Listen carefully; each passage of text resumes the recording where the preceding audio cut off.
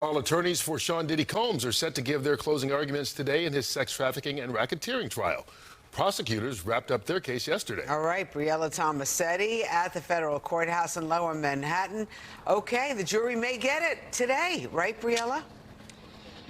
We will see what happens on that front. It all depends, Rosanna and Kurt, on how long it takes the defense to present their closing arguments. And we're told that the lead counsel there, Mark Agnifilo, will take about 3 hours. So depends if they take a break for lunch, etc. But prosecutors accuse Diddy of leading a criminal enterprise, sex trafficking, among other charges. And the defense will get their chance again to present their case today before Diddy's fate is handed over to that panel of 8 men and 4 women.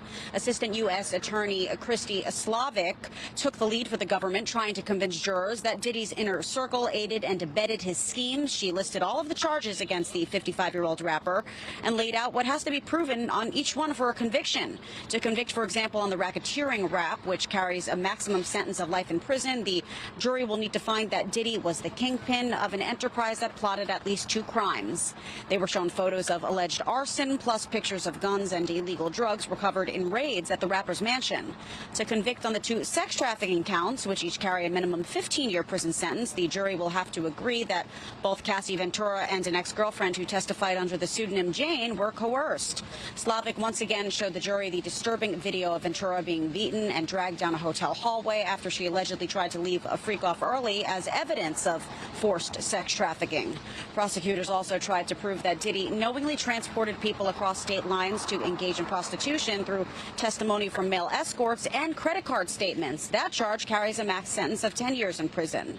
The defense used cross-examination to try and undermine the case, arguing that while there was domestic abuse, Diddy did not commit federal crimes. And by the way, Diddy chose not to testify on his own behalf. I think most people have a very strong opinion about him as a human being now at this point, regardless of whether he's found innocent or not guilty. I think opinions have been solidified.